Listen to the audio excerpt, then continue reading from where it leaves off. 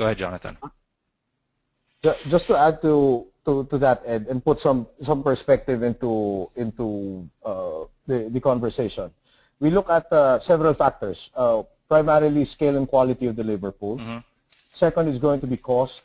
And then there's the business catalyst aspect, which more or less involves government benefits and incentives, the competitive landscape within a particular location.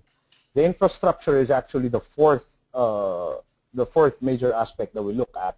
And as Manuel has mentioned, the risk profile is very, very important. And then the last one, which I believe we're the only ones really looking at this, is the quality of life aspect, which more or less involves the social infrastructure like education, the hospitals, the non-work culture, and then even the availability of recreation or leisure facilities. I think everyone who's in this webinar right now and who's actually involved in outsourcing would agree with me that outsourcing is really hard work, Ed. Absolutely, absolutely.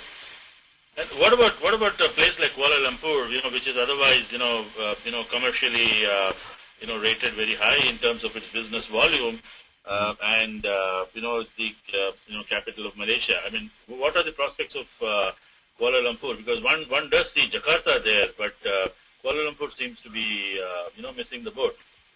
Any yeah. On Kuala Lumpur? Would you like to take this one, or would you want to? I mean, I'll just start off, and then Jonathan, you can add on. But Kuala Lumpur essentially is the cost component that we consider, and that holds it back from moving up. But definitely, Kuala Lumpur is a place for that we have been looking into, and it is a very feasible location for higher value services. But the cost is something that, again, is I wouldn't say a concern, Ed, but it's something to consider when looking at Kuala Lumpur. But Jonathan, you can add on to that. Which is the reason I think you hit it right on the head, Ed, when you said excellent way of life there. It's a beautiful city, but at the same time, Manuel mentioned something about the cost. And if you look at what's happening in KL right now, there's a lot more shared service operators locating there rather than third-party outsourcers, and this is for obvious reasons. When you're a third-party outsourcer, you look at a location that gives you, the best value proposition in terms of cost. Right.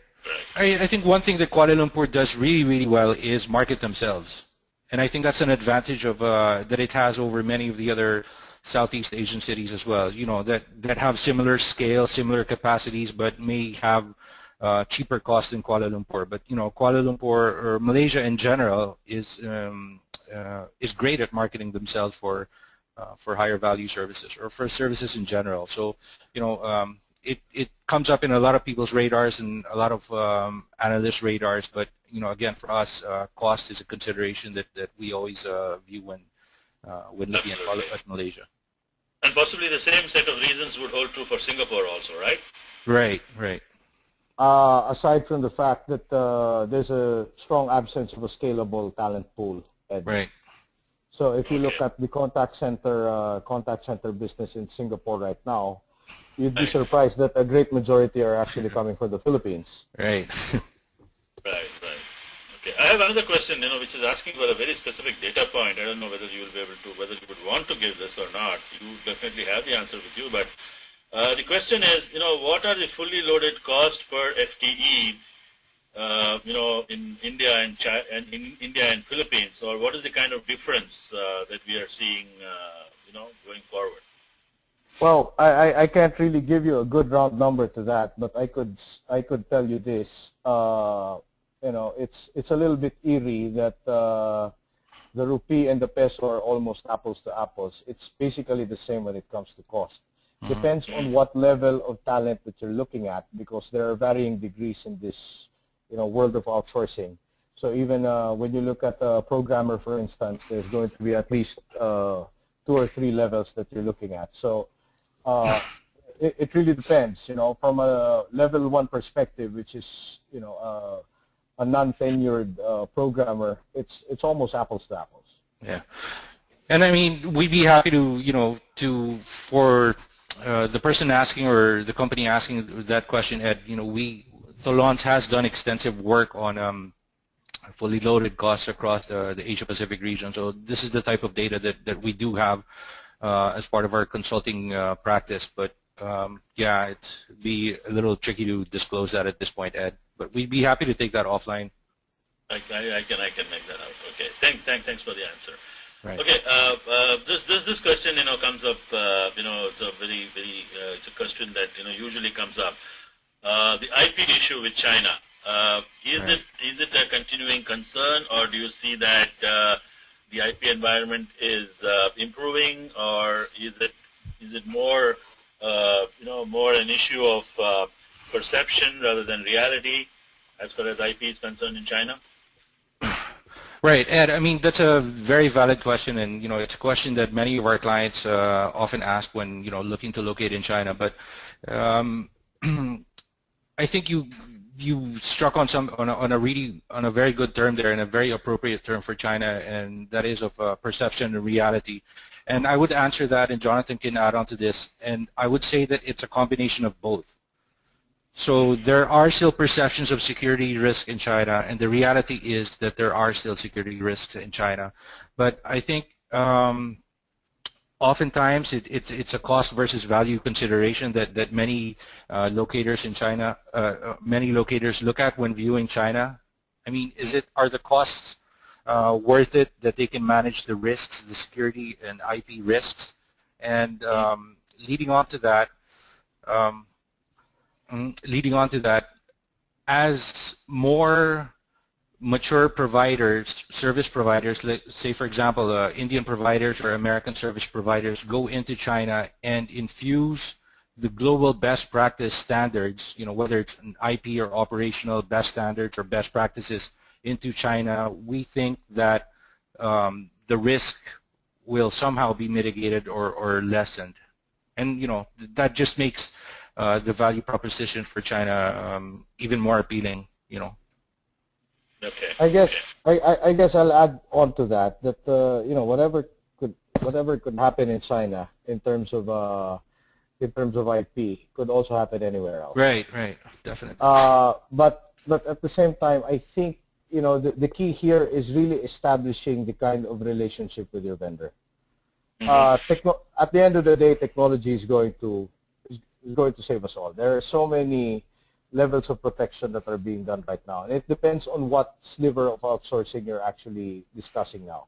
If you're talking about basic contact center services wherein credit card details could be compromised. If we talk about coding for IT, the providers pretty much have it down pat, that they slice and dice the process in so many ways that those who are in the front end would not actually see what the back end is doing, and vice versa. So I guess it's really how you configure your relationship with your vendor. Right. But of course, it goes without saying that certain laws or legislation about IP is also quite necessary, and it's really one of the things that we're also tracking as part of the appeal of a particular location. Absolutely. Okay, let's move on to the next one.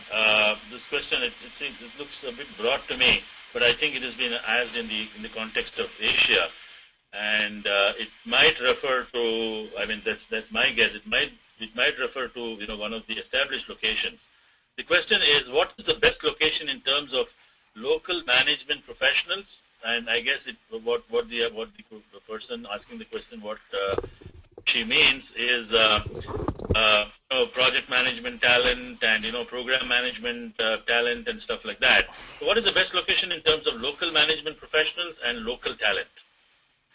I think we are keeping costs out of this equation right now. Okay, let's look at it from this perspective, Ed. All of the outsourcing nations more or less have a mid-management crunch, right? Mm-hmm. They're all feeling that. India, Philippines, China. I guess that's the weak spot in terms of structure. But at the same time, if we look at the emerged list, for instance, the great majority of the cities in the countries that are doing this type of business have already been going at it for more than a decade. So needless to say, even if they started about 10, 11, 12 years ago, more or less there's going to be a pool of management talent that is going to be available out there already. So the selection, the devil is in the details again, because selection is going to be the key in terms of selecting who's going to lead or who's going to drive your ship. Right. I mean, just to add on to what Jonathan said, the problem is across, all these locations is the absence or the lack. I don't want to say absence. I guess lack is a better word, of middle managers and, upper management. But I think Jonathan hits, a very good point. And, some of the more mature locations have been at this for a considerable amount of time. So I think the solution eventually will be, or one of the solutions will be, which locations will be able to develop their own pool of middle managers and upper management personnel. So I think that's a better way of looking at it than saying, which specific location has it now. Because I mean, if you look at the locations in Singapore and Malaysia would have really good middle managers and project managers, but then they don't have the scale, right? So it works both ways. So it's got to come from the grassroots, this management, the management personnel. And I guess at this point in time, all the cards are up in the air, Ed. Primarily because outsourcing management talent really go where the action is. So if you look at the Philippines or India or China, for instance, you'll be surprised that there's going to be a huge number of expat population just focused on servicing outsourcing requirements from these particular areas. Right. I mean, there's a tremendous amount of middle managers or Indian middle managers and upper management personnel in the Philippines. Right.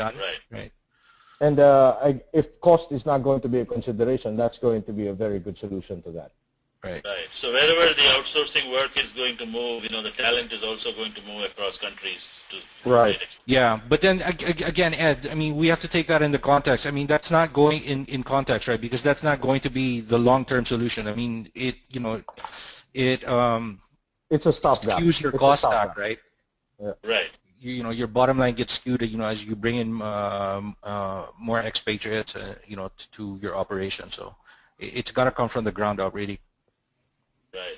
Yeah, something similar to the first phase of globalization of companies, wherein companies branched out from the U.S. to set up local operations in Asia and stuff like that. I mean, they used to be staffed by expatriate managers, which is, I don't think, any longer the case.